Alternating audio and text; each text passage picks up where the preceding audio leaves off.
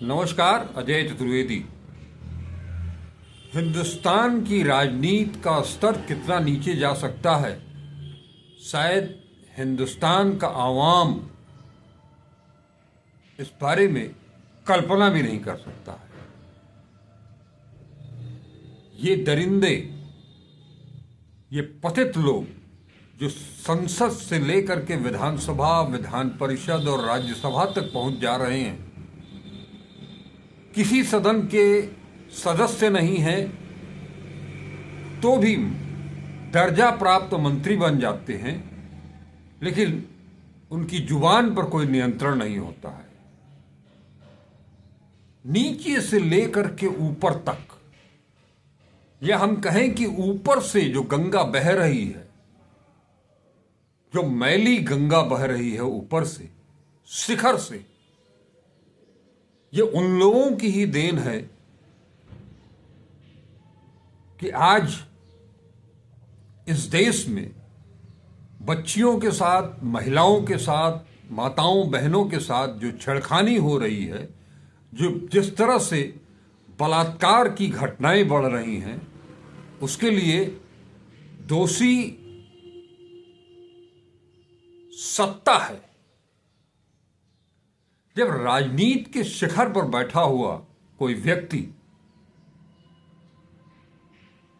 एक ऐसे शख्स के चुनाव प्रचार में जाता है और ये कहता है कि इनकी जीत से उन्हें ताकत मिलेगी, और वो शख्स और कोई नहीं होता है, वो प्रत्याशी और कोई नहीं होता है, वो मास रेपिस्ट होता है, रवन्ना। एक शिखर पर बैठा हुआ व्यक्ति, राजनीति के शिखर पर, बातों बातों में विपक्ष पर आरोप लगाते हुए कहता है कि ये आपकी बेटी चुरा ले जाएंगे, आपका मंगल सूत्र छीन ले जाएंगे।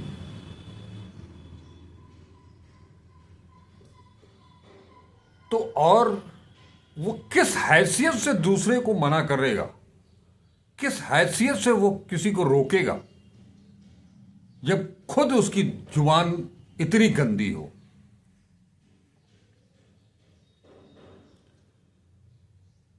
सवाल सिर्फ प्रधानमंत्री नरेंद्र मोदी का नहीं है। कांग्रेस के दिग्गज मध्य प्रदेश के दिग्विजय सिंह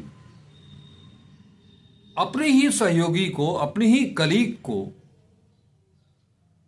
क्या कुछ नहीं कह जाते हैं? वो लड़की, वो महिला, उनकी बेटी हो सकती है, उनकी बहू हो सकती है, उनकी बहन हो सकती है, उसे वो टंच माल कहते हैं।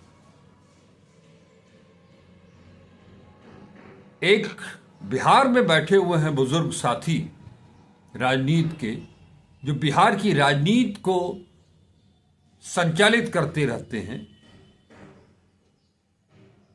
तमाम घोटालों के केस में जेल से बाहर निकलने वाले, सियासत को नई नई रोज एक गर्म हवा देने वाले लालू प्रसाद यादव का वो जमाना, जब उन्होंने कहा था कि वो बिहार की सड़कों को सिने अभिनेत्री, स्टार सिने अभिनेत्री हेमा मालिनी के गालों की तरह चमका देंगे।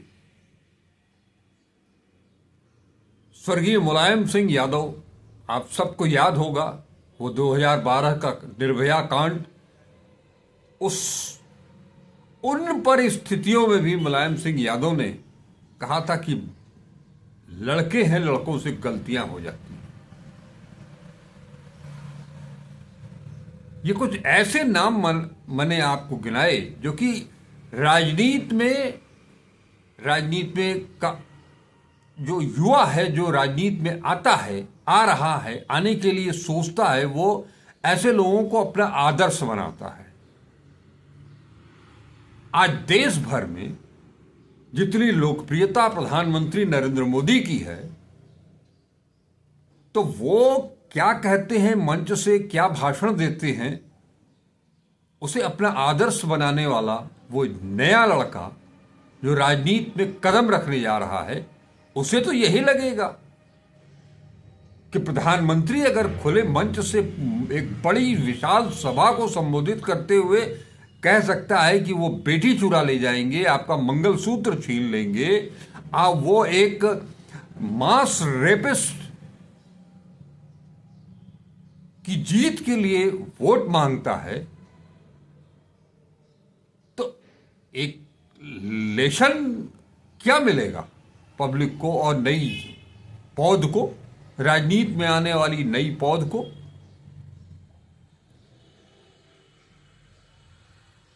एक लंबा वक्त बीत गया, बनारस हिंदू विश्वविद्यालय परिसर में आईआईटी बीएचयू की एक छात्रा के साथ गैंग रेप होता है। असलहे के दम पर उसके कपड़े फाड़ दिए जाते हैं, उसे धमकाया जाता है, उसे गाली दिया जाता है। और ऐसा सब करने वाले कौन हैं? भारतीय जनता पार्टी के आईटी सेल के पदाधिकारी हैं। 1 महीने तक उन लड़कों को यहां की पुलिस इसलिए नहीं गिरफ्तार करती है, ये जानते हुए कि वही हैं, कि उन्हें मध्य प्रदेश में चुनाव का प्रचार करना है। वहां से आने के बाद जब छात्रों का राजनीतिक दबाव उन पुलिस के ऊपर, प्रशासन के ऊपर पड़ता है, तो उन्हें गिरफ्तार किया जाता है। और तब पुलिस जो हलफनामा देती है उसमें लिखती है कि ये आदतन इस तरह के गंदी हरकतों में लगे रहते हैं। उसके बावजूद उन्हें हाईकोर्ट से बेल मिल जाती है। लचर पैरवी की चलते, और जब वो छूट करके आते हैं तो इसी बनारस के भारतीय जनता पार्टी के एक विधायक और उनकी पूरी टीम उन दरिंदों का स्वागत करते हैं, केक काटते हैं, चेहरे पर केक मलाई रगड़ते हैं, हंसी ठट्ठा करते हैं। प्रधानमंत्री का यह संसदीय क्षेत्र है। उस घटना के बाद से जाने कितनी बार प्रधानमंत्री यहां आए, एक बार भी उस घटना के लिए खेद व्यक्त किया हो, उन लड़कों को पार्टी से निकाला हो, कभी नहीं हुआ। आपका एक सांसद दुनिया भर में इस देश का नाम रोशन करने वाली बेटियों के साथ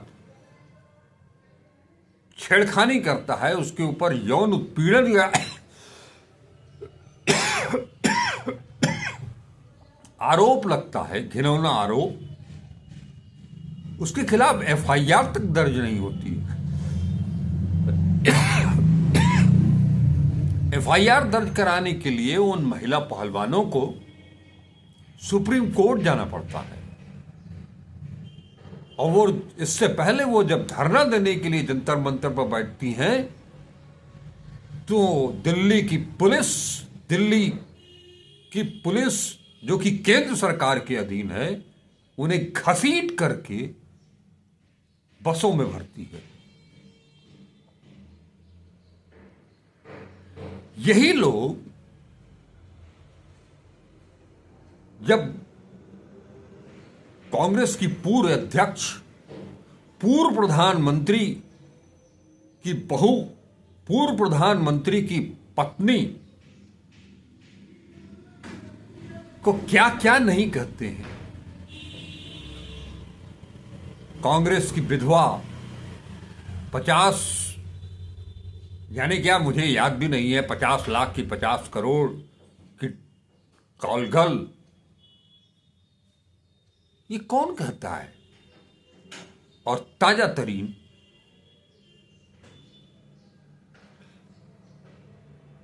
जिन स्मृति ईरानी कि हारने के बाद कुछ लोगों ने, कुछ युवाओं ने, कांग्रेसियों ने उन्हें ट्रोल करना शुरू किया था, तो उन्हें सोनिया गांधी के बेटे राहुल गांधी ने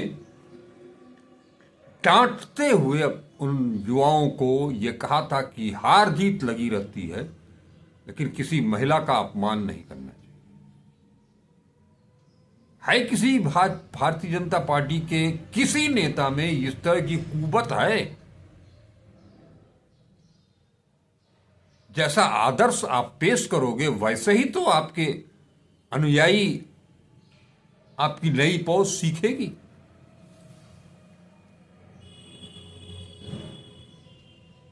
ताजा तरीन उदाहरण जो आया है, रमेश रिधुड़ी संसद के भीतर जिन शब्दों का इस्तेमाल एक कौम के लिए, एक कौम के प्रतिनिधि के लिए, संसद सदस्य के लिए क्या क्या नहीं कह जाते हैं, किस तरह से गालियां बकते हैं, मैं आपके सामने स्क्रीन पर उन शब्दों का प्रयोग नहीं कर सकता। क्या किया लोकसभा अध्यक्ष ने, क्या किया जेपी नड्डा ने, प्रधानमंत्री नरेंद्र मोदी ने, अमित शाह ने? यही क्यों इसी 18वीं लोकसभा में जब अनुराग ठाकुर खड़े होते हैं और राहुल गांधी के बारे में कहते हैं वो कि जिनके बाप का पता नहीं, जिनकी जात का पता नहीं, माफ कीजिएगा, जिनकी जात का पता नहीं, क्या ये गाली नहीं है?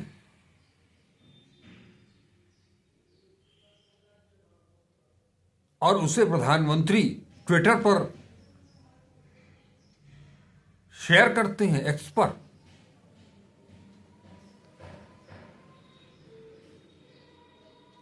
इन सब हरकतों को जोड़ते चले जाइए। आज की तारीख में 90% बलात्कार के केस ऐसे मिलेंगे जो कहीं न कहीं से किसी राजनीतिक परिवार के लड़कों के द्वारा किए गए होंगे, और उसमें भी उस 90% में भी 90% केस भारतीय जनता पार्टी से ही जुड़े हुए मिल जाते हैं, जो आरोपी हैं। क्या यह शिक्षा देती है आरएसएस? क्योंकि भारतीय जनता पार्टी की मदर संस्था, मातृ संस्था तो आरएसएस ही है, जो बहुत अच्छे अच्छे, जिनके बारे में कहा जाता है कि वो बहुत अच्छे अच्छे गुण सिखाती है युवाओं को, लड़कों को। गंदी गालियां देना, महिलाओं को अपनी जागीर समझना, बेटियों को अपना खिलौना समझना, आप जो चाहेंगे बक देंगे। रमेश रिधुड़ी पहले प्रियंका गांधी को लेकर के अनाप शनाप बकते हैं कि उनके गाल की तरह विधानसभा क्षेत्र की सड़कों को चमका देंगे। आप गाल तक पहुंच गए। ज्यादा हो हल्ला हुआ तो आपने जो है वो खेद प्रकट कर लिया। उसके बाद दिल्ली की मुख्यमंत्री के ऊपर आप आक्षेप लगाते हैं कि उन्होंने अपना बाप बदल दिया, टाइटिल बदल, उनकी टाइटिल है। अगर किसी ने अपनी टाइटिल बदल भी दी, लड़कियां तो अक्सर अपना नाम टाइटिल बदलती हैं, उसमें गलत क्या है? तो आप उन्हें इस तरह से गाली देंगे और पूरी की पूरी पार्टी चुप लगा करके बैठी रहेगी। आतिशी को रमेश रिधुड़ी ने उस सभा में इस तरह का बयान दिया है जिस सभा को संबोधित करने के लिए प्रधानमंत्री नरेंद्र मोदी पहुंचने ही वाले थे। मध्य प्रदेश का एक वाकया मैं आपको याद दिलाना चाहूंगा। पंडित नेहरू उस समय प्रधानमंत्री थे और एक सभा को संबोधित, चुनावी सभा को संबोधित करने के लिए गए थे। वो वहां जाने के बाद उन्हें पता चला उस प्रत्याशी के बारे में कि वो प्रत्याशी सही नहीं है। जानते हैं पंडित नेहरू ने क्या कहा था? अपनी आत्मा की आवाज को सुनिएगा और जो सही होगा उसे ही वोट दीजिएगा। है आप बराबरी करने के लिए आतुर रहते हैं हर वक्त नेहरू का, है आपके अंदर कुवत नहीं है, क्योंकि आप तो उसी मास रेपिस्ट के बगल में खड़े होकर के उसकी ओर हाथ दिखा करके आप कहते हैं कि वो जीता तो आप खुद मजबूत होंगे। आपके इर्द गिर्द इतना ज्यादा ऐसे बेहुदे लोगों का घेरा बना हुआ है, आप कुछ नहीं करते हो। आजकल फिर से चुनाव आयोग का नाम ले रहे हैं लोग।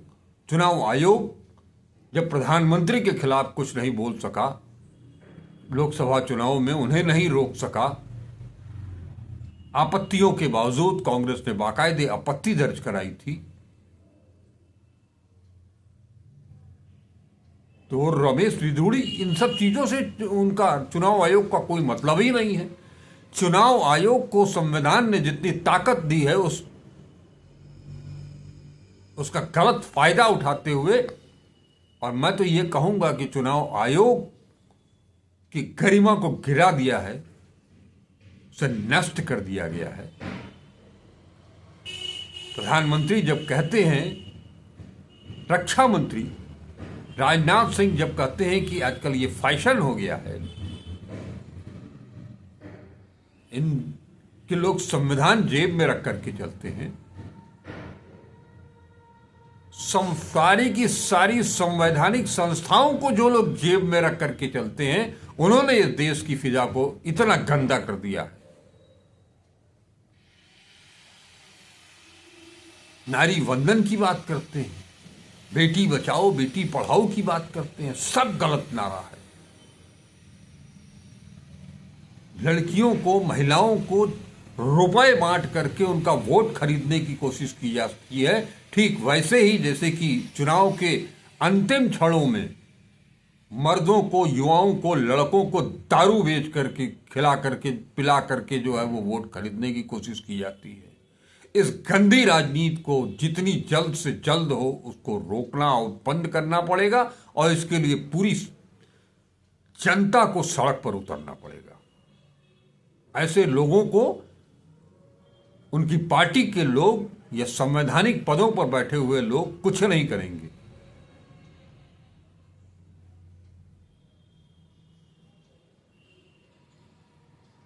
जैसे ही इस बनारस में एक बहुत कुछ लोग हैं पुराने शौकीन पान खाने के, वो पान को एक तरफ दबा करके दूसरी तरफ से चाट भी खा लेते हैं, वैसे ही एक गाल से नारी वंदन, बेटी बचाओ बेटी पढ़ाओ, और दूसरे गाल से जितनी गालियां दे सकते हो बेटियों को, महिलाओं को, माताओं को, बहनों को,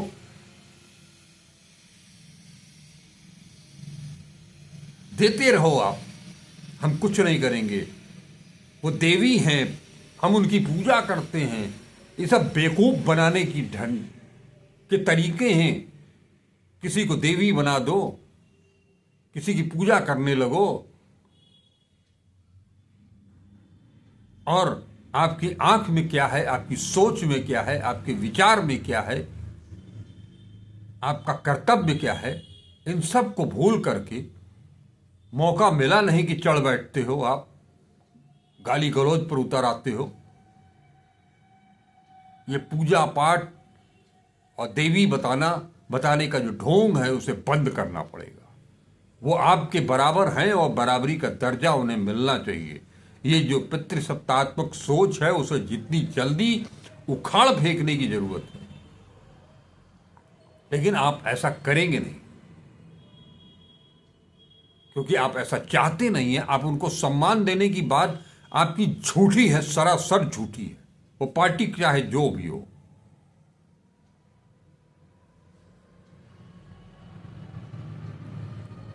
किसी के बाप को बदल दिया जा रहा है, किसी की गाल का जिक्र हो जा रहा है, और पार्टियां चुप हैं, शीर्ष नेता चुप हैं, चुनाव आयोग चुप है। इतनी सारी बातें अभी हाल में जो रमेश विधूड़ी की हैं, अगर कोई सामान्य व्यक्ति किसी महिला के साथ किया होता तो उसके खिलाफ पॉक्सो एक्ट के तहत मुकदमा दर्ज हो चुका होता। पुलिस को खुद संज्ञान में लेकर के, कोर्ट को खुद संज्ञान में लेकर के रमेश विधूड़ी को जेल की सीखों के पीछे कठोर कारावास के लिए भेज देना चाहिए। ऐसे कुछ उदाहरण सामने आएंगे तब इस देश में महिलाएं, बेटियां, माताएं और बहनें निर्भीक होकर के सड़कों पर निकलना शुरू करेंगी। तब उन्हें मेरी रातें मेरी सड़कें स्लोगन दे करके सड़कों पर आधी रात निकलना और अपनी आजादी को मांगना, इसकी जरूरत नहीं पड़ेगी, लेकिन उसके लिए पहल करनी पड़ेगी। कोर्ट को, पुलिस को, खैर पुलिस भी तो उन्हीं के अधीन है। तभी तो आईआईटी बीएचयू की छात्रा के साथ जिन दरिंदों ने जो दुष्कर्म किया था, पहले 1 महीने की चुनाव प्रचार की छूट दी गई, उसके बाद फिर उनकी लचर पैरवी से उन्हें जमानत दिला दी गई। ऐसे गंदी सोच वाले लोगों को अब सबक सिखाने का मौका आ चुका है। इसमें अब बहुत देर नहीं करनी चाहिए। जो अच्छी सोच वाले, सकारात्मक सोच वाले जो राजनेता हैं, उन्हें आगे आना चाहिए और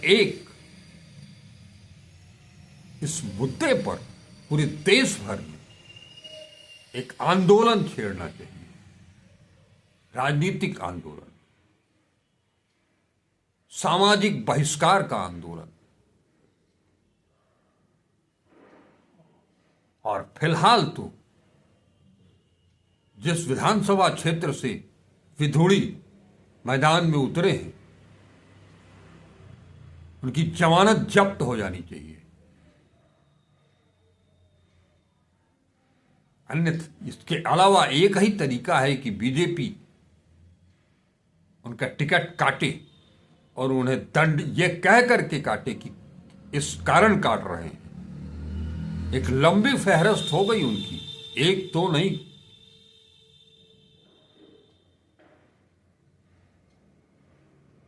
कुछ बड़े फैसले लेने पड़ेंगे इन राजनेताओं को, सभासद से लेकर के, पार्षद से लेकर के और प्रधानमंत्री तक।